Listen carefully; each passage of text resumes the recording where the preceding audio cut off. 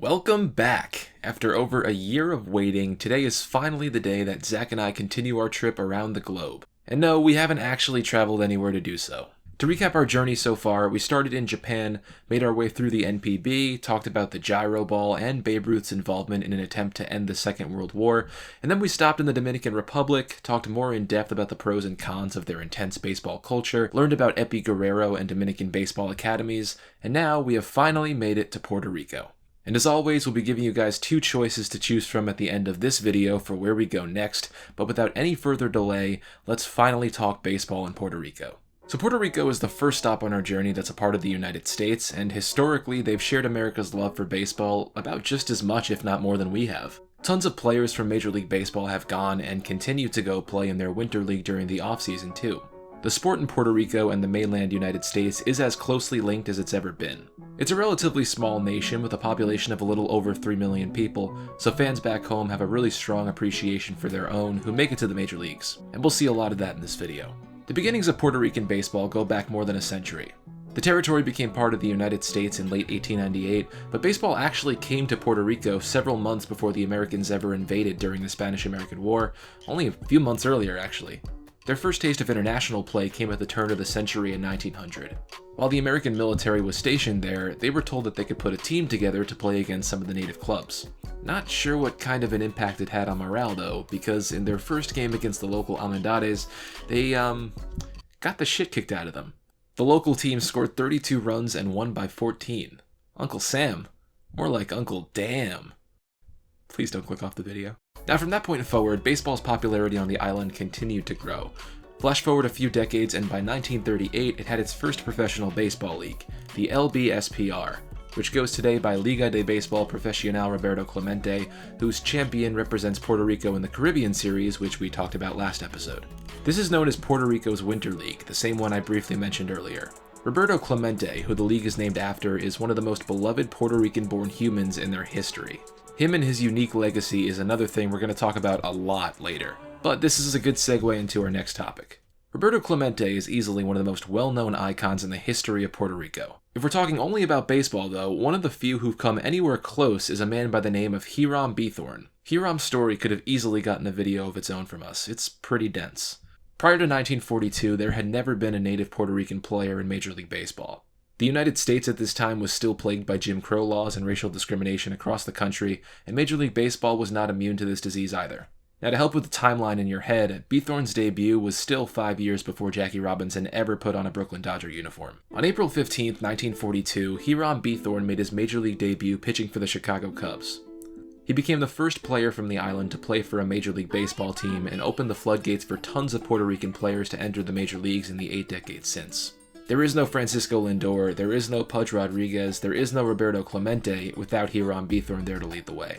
Known in the majors as the Tropical Hurricane, which is probably one of the cooler nicknames I've ever heard for a player, he played 3 full seasons in the major leagues exclusively in Chicago, 2 seasons with the Cubs and 1 for the White Sox.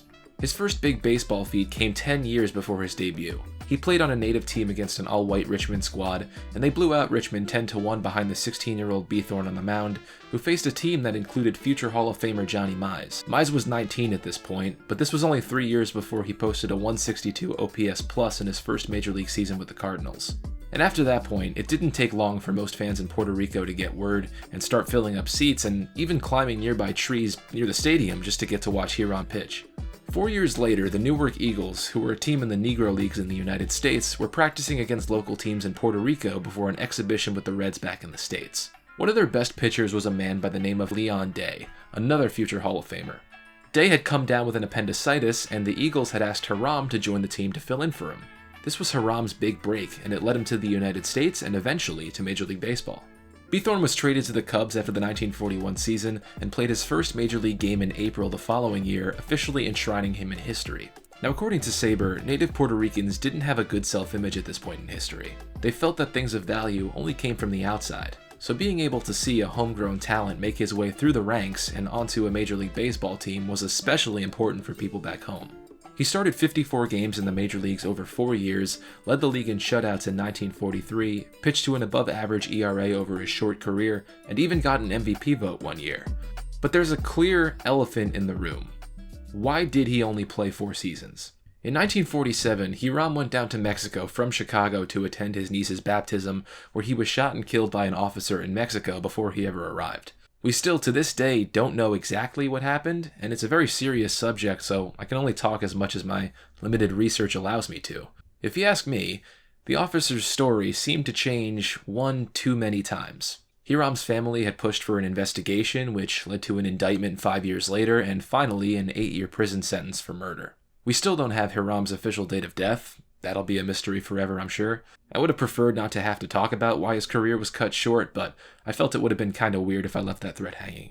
The important point is that Hiram is still, to this day, a baseball icon in Puerto Rico. It was the good player in him that carried him from Puerto Rico to the big leagues, and it was the good man in him that got him through all of the racism and harassment he faced from his opponents, his teammates, and even his manager, which we haven't even really talked about. He meant so much to people back home, baseball fans and otherwise, and he has one heck of a legacy that will surely live on forever. I know this seems like it was decades ago, but do you remember that Puerto Rico series in 2018? Well, it was played at Estadio Hiram Bithorn Stadium, named after one of the most influential icons in Puerto Rican history. Now, as far as the series itself goes, it was pretty awesome. I cannot tell you how much that I've loved seeing Major League Baseball's international games over the last few years. That love is actually what inspired this series in the first place. The Puerto Rico series was a 2-game series played between the Twins and Indians in 2018, but even though it was short, it was still really fun. It was of course really special for the native-born players who got to play in it. Eddie Rosario, Roberto Perez, and Jose Berrios from Minnesota, Francisco Lindor for Cleveland. Legendary outfielder and Puerto Rican native Carlos Beltran was even there to throw out the first pitch too. Francisco Lindor, who is the biggest Puerto Rican star in baseball right now, and one of the biggest stars period, had a pretty crazy first game in his homecoming. He took a 3-2 fastball from Jake Odorizzi to the wall in left center in the first, and did this to a 3-2 curveball in the fifth.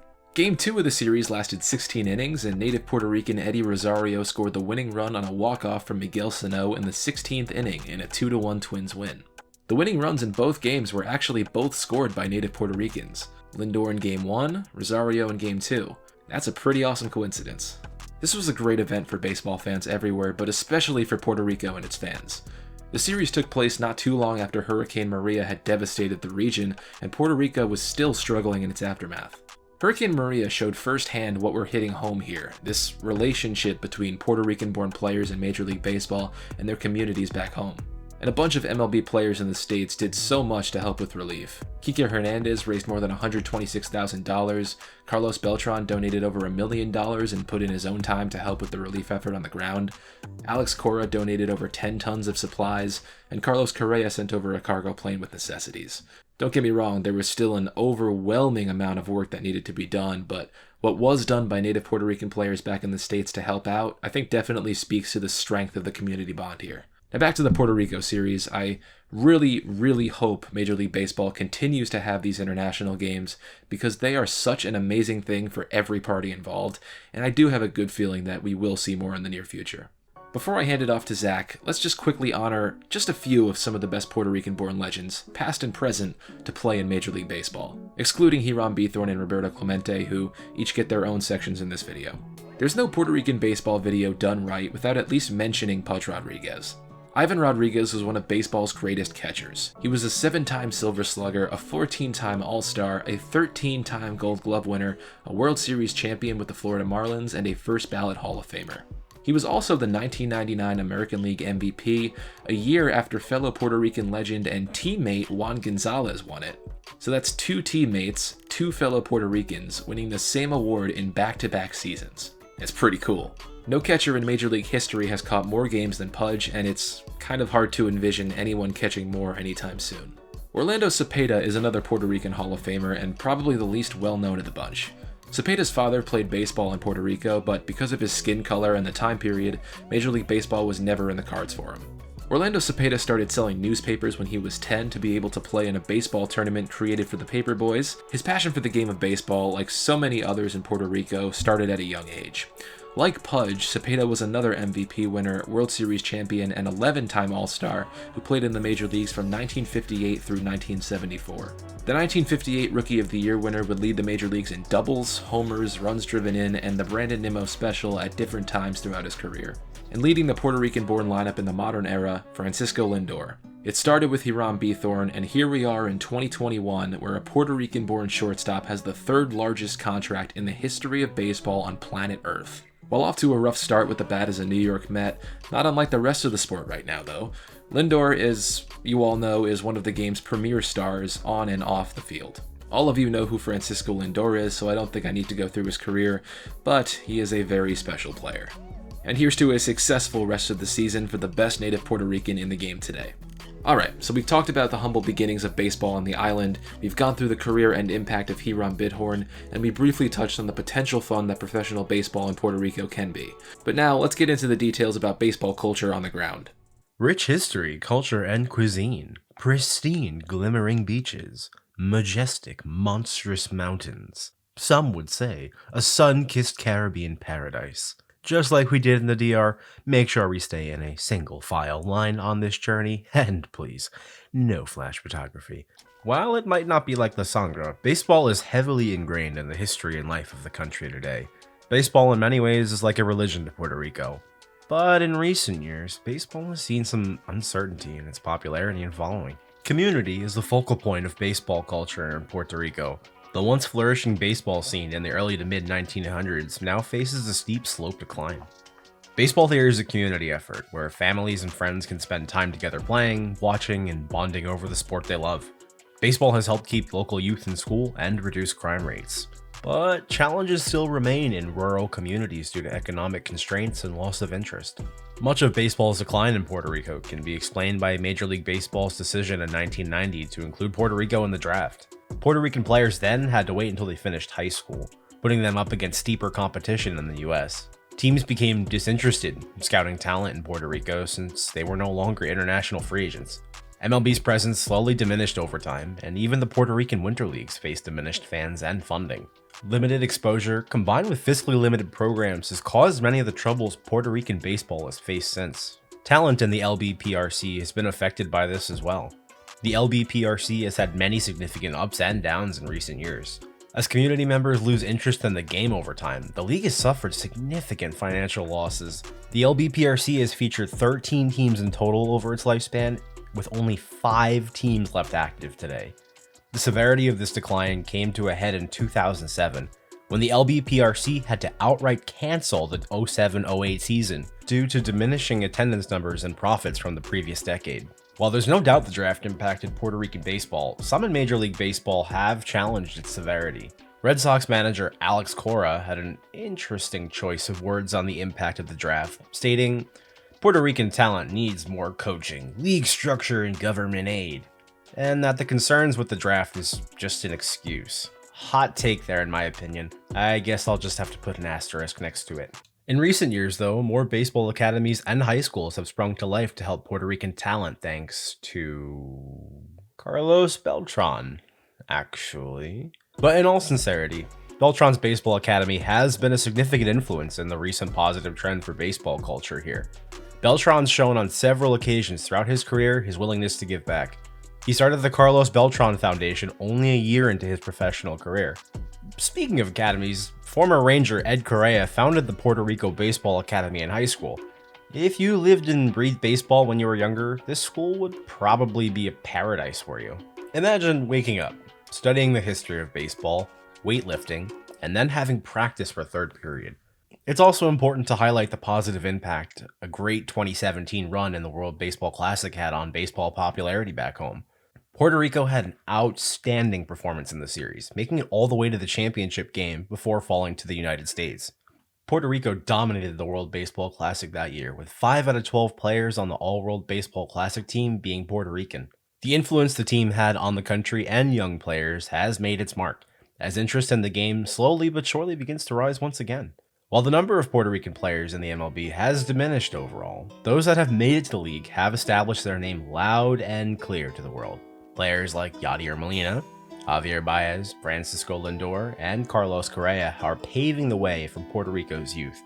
The idols of today will help create a whole new dynasty of Puerto Rican players in the future. The construction of baseball academies in Puerto Rico has helped significantly with the development of the country's youth, as well as the influence from Puerto Rican star players. A lot of the contributions and efforts made towards the creation of these academies and development of youth would not have been possible without the impact made by legendary Puerto Rican icon, Roberto Clemente. As Matt said, Roberto Clemente is one of the most historic icons in Puerto Rican history. Even further though, he was one of the most historic icons in baseball history too. Some people may only know Clemente for the award given at the end of each MLB season in his name, but don't quite understand the magnitude of that award to those who receive it. Roberto Enrique Clemente Walker was a model, citizen, athlete, philanthropist, and leader. In many ways, he was born to be great. Clemente was born in 1934 in Carolina, Puerto Rico. He quickly took to the game of baseball, playing for the Santurce Crabbers in the Puerto Rican Winter League at the age of 17 years old. In 1952, after 1 year playing with Santurce, he was headed to Major League Baseball at just 18 years old. You guys all know. Brooklyn Dodgers legend Roberto Clemente. And next you'll say, wait, the Dodgers? Clemente played for the Pirates. But what if I told you there was a chance that Clemente could have never played for the Pirates? In Major League Baseball, there's a draft known as the Rule 5 draft. Its terms change every few years, but in 1953 to 57, the rules stipulated that a player signed to a team with a signing bonus of $6,000 or more at the age of 18 or younger must play at least 2 years on the 40-man roster from the date of signing. The Dodgers signed Clemente with a $10,000 signing bonus and kept him in the minors for 1 season in 1954. Now, why did the Dodgers just throw away Clemente like that? They did it solely because they wanted to prevent the San Francisco Giants from signing him. Yep, that was it. The front office was given directives to not let Clemente play in AAA Montreal, so other teams couldn't see his performance. So, after a miserable season in Montreal, Clemente became eligible for the Rule 5 draft and was drafted by the Pirates in 1955. Clemente never spent a day in the minors after the 1954 season. It took some time for him to adjust to the big leagues, but after a few seasons, he asserted himself as a force to be reckoned with. Clemente boasted a .317 lifetime average, .834 OPS, and 3,000 hits in 2,433 games played. On top of that, he was a 12-time All-Star, All-Star MVP in 1966, 12-time Gold Glove winner, 2-time World Series champ with the Pirates, World Series MVP in 1971, and 4-time NL batting champ. His on-field performance was historic in its own right, but his impact on the world was maybe even more so. Clemente was a major advocate and spokesperson for the pursuit of equitable treatment for Latin baseball players. Clemente's friend Luis Mayoral said, "He was to Latinos what Jackie Robinson was to black baseball players. He spoke up for Latinos. He was the first one to speak out." During any of his interviews, Clemente would address Latinos in the US and speak to them in Spanish. While nowadays it's almost the norm to speak Spanish in an interview, back in the 50s and 60s there was little to no Spanish-speaking players in the league. During the offseason, Clemente would return home to Puerto Rico to play in the winter leagues and run clinics for younger players. One of his primary goals in life was to do right by his family. Family to him meant everyone from his hometown. He would tell his wife Vera that he wanted to open a sports city in his hometown for the kids. His love for his family and community was above all else in life. In 1972, a massive earthquake devastated Nicaragua. Thousands of people died and hundreds of thousands of people were left homeless. Clemente led the charge on the relief effort and became the honorary chairman of the Earthquake Relief Committee. He helped to raise over $150,000 and supplied 26 tons of food, clothing, and medicine. This is where the story begins to unravel, however. While these relief shipments were being made, Nicaraguan dictator Anastasio Somoza began to intercept these deliveries from the Relief Council. Clemente decided that he wanted to see through a delivery and ensure it would arrive at its destination unscathed. On New Year's Eve, 1972, Roberto Clemente boarded a plane that was set to fly to Nicaragua. Immediately after taking off, one of the engines on the plane exploded, with multiple other explosions occurring shortly after. Clemente's body was never found amidst the wreckage. An investigation later showed that an unqualified co-pilot and engineer were helming the voyage, and that the plane was 4,000 pounds over capacity. Former MLB infielder Neil Walker would have never been born if not for Roberto Clemente. Neil's dad was a teammate of Roberto's and was helping him load supplies onto the plane that night, with the intention of joining him on the flight. Clemente told him not to, and to go enjoy his holiday with his family. So Neil's dad never got on the flight, and his life was spared in the process. While Clemente's death was nothing short of a tragedy, the legacy he left behind was one of a kind, and continues to change the world today. Clemente has had stadiums, schools, hospitals, highways, and awards named in his honor in Puerto Rico, the US, Nicaragua, and even countries in Europe. Puerto Rican public schools give an award to students who excel as athletes, students, and citizens in his name. MLB's Roberto Clemente Award is dedicated to players who best exemplify the game of baseball, sportsmanship, community involvement, and an individual's contribution to the team. Players like Yadier Molina, Francisco Lindor, and Carlos Correa may have never come around in the league if it weren't for Roberto Clemente's voice for Latin equality in baseball and breaking those cultural barriers in the league. After Roberto's death, Vera Clemente fulfilled one of Roberto's dreams by establishing the Roberto Clemente Sports City in his hometown of Carolina. Clinics are held there to this day, as his dream of teaching and influencing the youth of Puerto Rico continues to flourish. As we've done for the first 2 episodes, now it's time for you guys to decide where we go next. Would you rather hear about baseball in South Korea or baseball in Italy? As always, comment down below which of the 2 you want to see more, and whichever country has the most votes 1 week from today will be where we cover in the next episode. Now, we will be getting to work on this next episode within the next 2 to 4 weeks, so I promise you will not have to wait another year to get another one of these. But the better this video does, the quicker we will get to work, because we'll know you guys really want to see it.